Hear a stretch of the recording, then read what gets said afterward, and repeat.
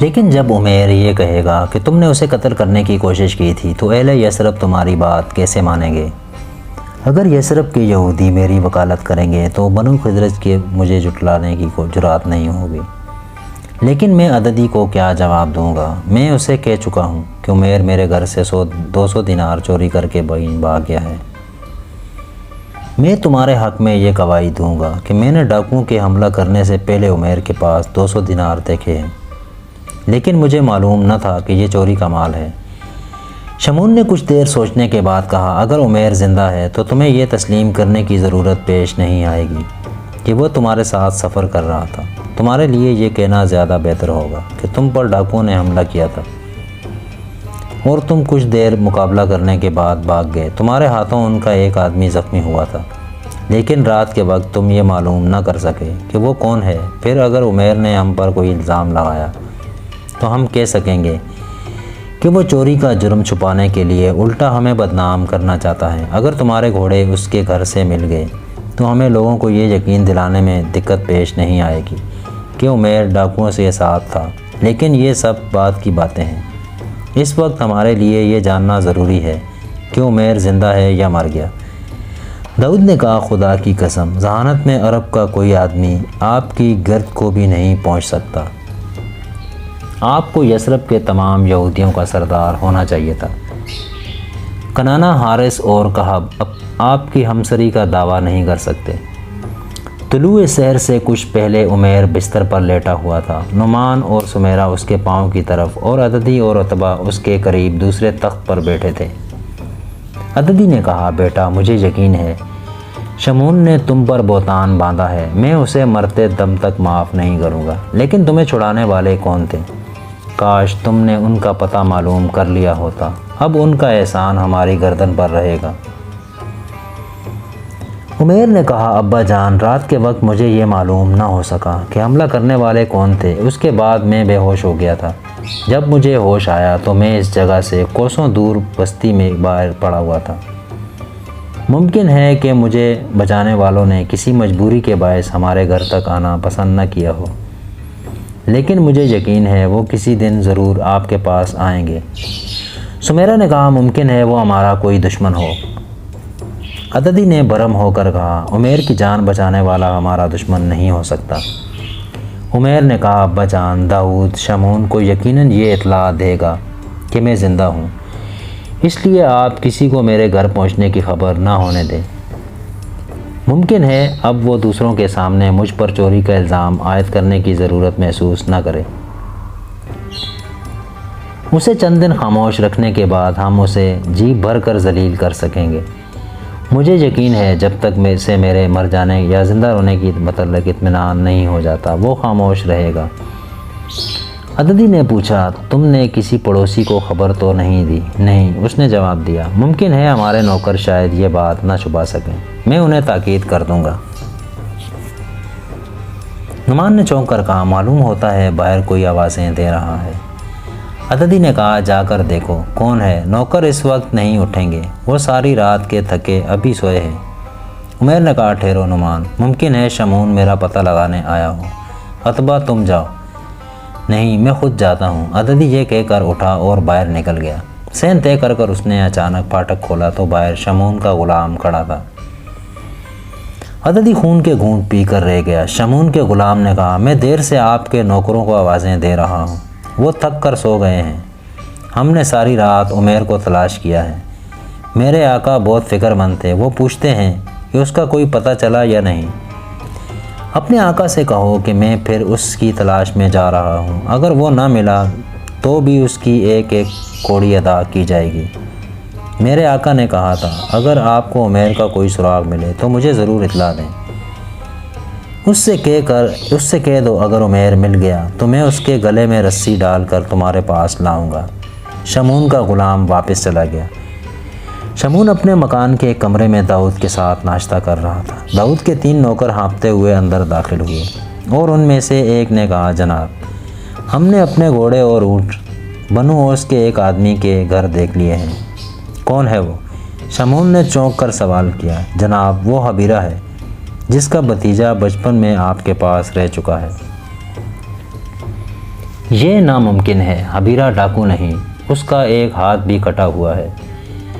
جناب، اس کے پڑوسیوں سے ہمیں یہ پتہ چلا ہے کہ اس کا بھتیجا جو شام کی طرف گیا ہوا تھا واپس آ گیا ہے اور اپنے ساتھ بہت کچھ لایا ہے۔ شمعون اٹھ کر کھڑا ہو گیا۔ تمہیں یقین ہے تمہارے گھوڑے اس کے گھر میں ہیں؟ جی ہاں، ہم نے اپنی آنکھوں سے دیکھے ہیں، وہاں وہ گھوڑا بھی موجود ہے جس پر عمیر سوار تھا۔ اگر یہ بات ہے تو میری تمام پریشانیاں دور ہو گئیں۔ میں حبیرہ کے بھتیجے کو جانتا ہوں، وہ بنو خزرج کے کسی آدمی کو قتل کرنے کا موقع ہاتھ سے نہیں جانے دے سکتا، بالخصوص عددی کے بیٹے کو۔ اب تم یہ کہہ سکتے ہو کہ عمیر تمہارے ساتھ تھا۔ عاصم نے تمہارا قافلہ لوٹا اور عمیر کو قتل کر دیا۔ اب ہمیں اس کی لاش کے لیے پریشان ہونے کی ضرورت نہیں، اس کے عزیز خود جا کر تلاش کر لیں گے۔ یہ واقعہ یثرب کی تاریخ کا عظیم ترین سانحہ بن جائے گا۔ قبیلہ اوس کے ایک آدمی نے خزرج کے ایک آدمی کو امن کے زمانے میں قتل کیا ہے۔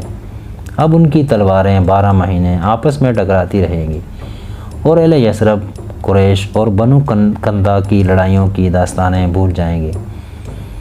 داؤد نے کہا، لیکن ہم لوگوں کو کیسے یقین دلائیں گے کہ عاصم نے عمیر کو قتل کیا ہے؟ شمعون نے کہا، تم بہت موٹی عقل کے آدمی ہو۔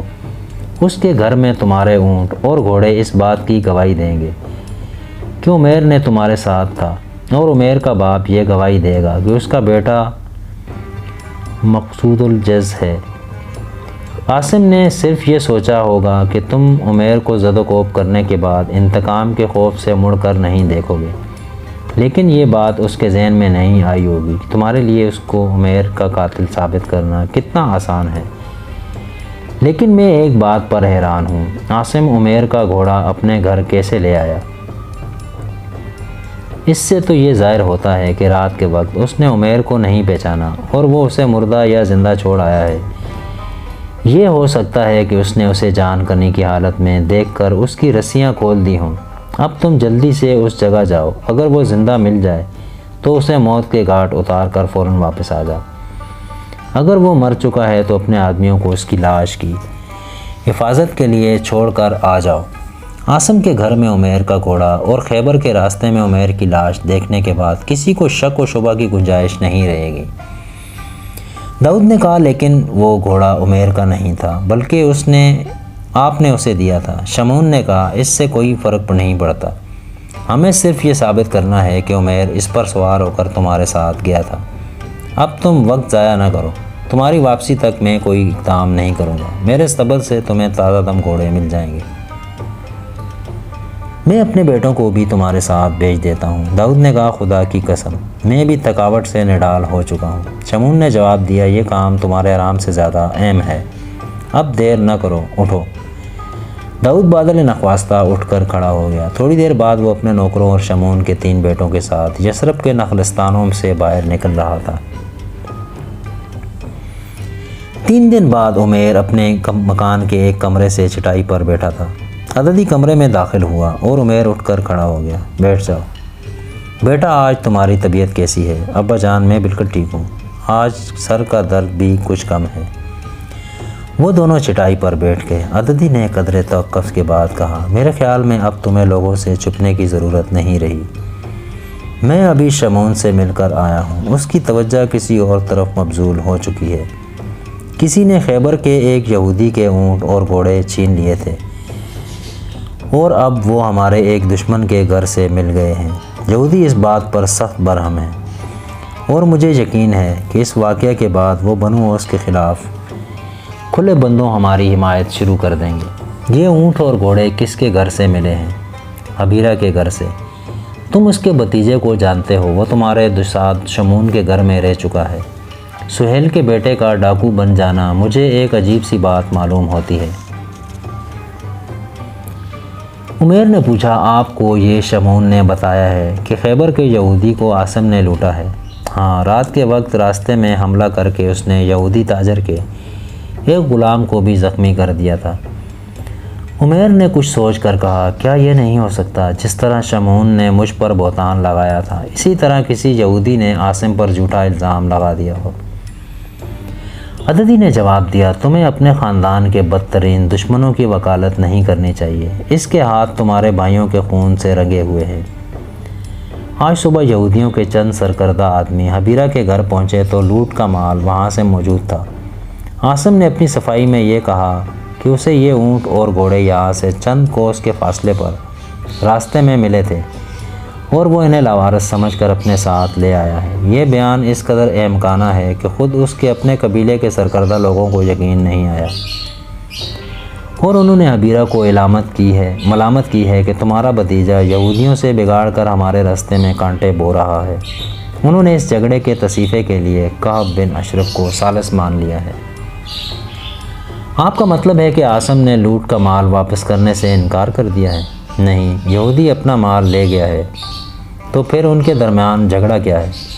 جھگڑا یہ ہے کہ اس نے ایک قافلے پر حملہ کیا تھا، پھر جب یہودی ان کے گھر گئے تو شمعون بھی ان کے ساتھ تھا، اور عاصم نے سرکردہ یہودیوں کی موجودگی میں اس پر ہاتھ اٹھانے سے دریغ نہیں کیا۔ جب وہ اپنی صفائی پیش کر رہا تھا تو شمعون نے اسے جھٹلایا اور اس نے شمعون کی داڑھی پکڑ لی۔ اس کے مکے سے شمعون کا ایک دانت بھی ٹوٹ گیا ہے۔ عمیر نے کہا افسوس کہ میں یہ تماشا نہ دیکھ سکا، اور زیادہ افسوس مجھے اس بات کا ہے کہ اس نے شمعون کا صرف ایک دانت توڑنے پر اکتفا کیا۔ عددی نے کہا اگر وہ سہیل کا بیٹا نہ ہوتا تو میں اسے انعام دیتا۔ اب مجھے زیادہ خوشی اس بات کی ہے اس واقعے سے یہودی بنو اوس کے خلاف ہو جائیں گے اور انہیں کوئی مدد نہیں ملے گی۔ کعب بن اشرف نے کہا یہ معاملہ یثرب کے تمام باشندوں کی توجہ کا محتاج ہے۔ اگر یہاں کے قافلے لوٹنے کی رسم چل نکلی تو یثرب کے یہودی اور غیر یہودی یکساں متاثر ہوں گے۔ پھر یہ واقعہ زمانہ امن میں پیش آیا ہے، اس لیے کعب نے تمام قبائل کے سرکردہ آدمیوں کو آج سے پیر کے وقت جمع ہونے کی دعوت دی ہے، تاکہ آئندہ ایسے واقعات پیش آنے کا احتمال نہ رہے۔ میں بھی وہاں جا رہا ہوں اور یہ مطالبہ کروں گا کہ عاصم اور اس کے چچا کو جلا وطن کر دیا جائے۔ آپ کا خیال ہے کہ اوس یہ مطالبہ مان لیں گے؟ مجھے یقین ہے یہودیوں کی آواز ہمارے ساتھ ہوگی اور اوس یہ پسند نہیں کریں گے کہ یہودی ہمارے حلیف بن کر ان کے خلاف میدان میں آ جائیں۔ وہ یہودیوں کو مطمئن کرنے کے لیے بڑی قیمت ادا کرنے پر تیار ہوں گے۔ میں نے سنا ہے کہ آج جب عاصم نے شمعون پر ہاتھ اٹھایا تھا تو اس کے قریبی رشتہ داروں نے بھی اسے ملامت کی تھی۔ حبیرہ کی تو یہ حالت تھی کہ اس نے اپنے بھتیجے کے منہ پر تھپڑ مار دیا تھا۔ عمیر نے کہا مجھے ڈر ہے جب اوس اور خزرج کے سرکردہ لوگ کعب کے گھر جمع ہوں گے تو وہیں لڑائی شروع ہو جائے گی۔ عددی نے جواب دیا کعب کے گھر میں کوئی تلوار اٹھانے کی جرات نہیں کرے گا، اور اس نے ہمیں یہ ہدایت بھی کی ہے کہ وہاں کوئی مسلح ہو کر نہ آئے۔ ابا جان آپ کہا کرتے ہیں کہ کعب ایک انتہائی شر پسند آدمی ہے اور اوس اور خزرج کو لڑانے میں اس کی سازشوں کو خاصا دخل ہے۔ ہاں، لیکن اس مرتبہ اس کے شر کا رخ ہماری بجائے اوس کی طرف ہوگا۔ عددی یہ کہہ کر اٹھ گیا۔ عمیر نے پوچھا آپ کہاں جا رہے ہیں؟ میں اپنے آدمیوں سے مشورہ کرنے جا رہا ہوں، ہمیں اس موقع سے پورا فائدہ اٹھانا چاہیے۔ عمیر نے کہا ابا جان آپ کو شمعون نے یہ بتایا کہ وہ یہودی جس کے گھر چھینے گئے تھے کون تھا؟ نہیں، میں نے اس سے یہ پوچھنے کی ضرورت محسوس نہیں کی۔ آپ نے اس سے یہ بھی نہیں پوچھا کہ اس پر حملہ کس جگہ ہوا تھا اور جب اس پر حملہ ہوا تھا تو وہ کیا کر رہا تھا؟ نہیں، لیکن ان بیہودہ سوالات سے تمہارا کیا مطلب ہے؟ کیا تم آخری الفاظ عددی کی حلق میں اٹک کر رہ گئے اور وہ سکتے کے عالم میں عمیر کی طرف دیکھنے لگا۔ عمیر نے کہا ابا جان یہ ہو سکتا ہے وہ اپنے نوکروں کے ساتھ ایک بے بس آدمی کو زد و کوب کر رہا ہو اور اس بے بس آدمی کی چیخیں سن کر کوئی مسافر وہاں آ نکلا ہو اور اس کی للکار سے یہ ظالم اپنے اونٹ اور گھوڑے چھوڑ کر بھاگ گئے ہوں، اور پھر یہ بھی ہو سکتا ہے وہ مظلوم نوجوان جسے اس کے ساتھی ادموا کر کے چھوڑ گئے ہو آپ کا بیٹا ہو۔ ابا جان بعض حقائق ناقابل یقین معلوم ہوتے ہیں اور تکلیف دہ بھی۔ آخری الفاظ کے ساتھ عمیر کی آنکھوں سے بے اختیار آنسو بہہ نکلے۔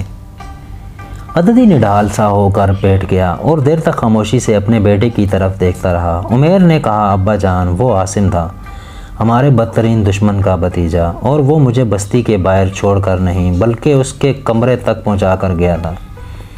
عددی کرب کی حالت میں چلایا لیکن تم نے یہ باتیں مجھے پہلے کیوں نہ بتائیں؟ سمیرا کم از کم تمہیں مجھ سے جھوٹ نہیں بولنا چاہیے تھا۔ عمیر نے کہا ابا جان، آسن نے مجھ سے وعدہ لیا تھا میں ان واقعات کا کسی سے ذکر نہیں کروں گا، لیکن کیوں؟ ہو سکتا ہے وہ میری جان بچانا ایک جرم سمجھتا ہو اور اسے اس جرم کی تشہیر گوارا نہ ہو، اور یہ بھی ہو سکتا ہے کہ میرے خلاف میرے قبیلے کے سامنے وہ میری تذلیل نہ چاہتا ہو۔ میں نے اس سے بے بسی کی حالت میں اہانت طلب کی تھی اور اسے میری حالت پر رحم آ گیا تھا۔